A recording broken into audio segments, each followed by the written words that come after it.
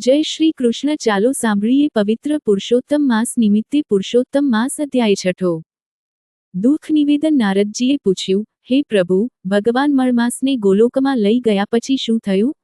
વૈકુંઠપતિ નારાયણે કહ્યું, તેજથી ઝળહળતા મંદિરમાં ભગવાન વિષ્ણુ મળમાસને દોરતા આગળ ચાલ્યા તો દ્વારપાળોએ તેમને નમન કર્યા પછી હજારો ગોપીજનોથી ઘેરાયેલા ગોલોકસ્વામી શ્રીકૃષ્ણના દર્શન થયા.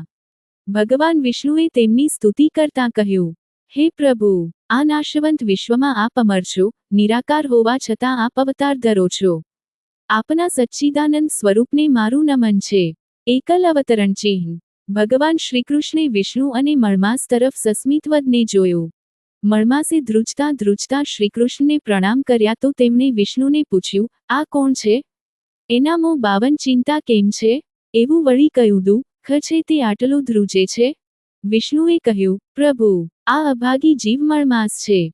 દુઃખોના નિવારણ માટે જ આપની પાસે આવ્યો છે. આ માસ તિરસ્કૃત છે. સર્વ પ્રાણીઓ, વનસ્પતિઓ વગેરે તેને મળમાસ કહી અપમાનિત કરે છે. હું તેને અહીં લાવ્યો છું. આપ તેના દુઃખ દૂર કરો અને મારું આગમન સફળ કરો. એકલ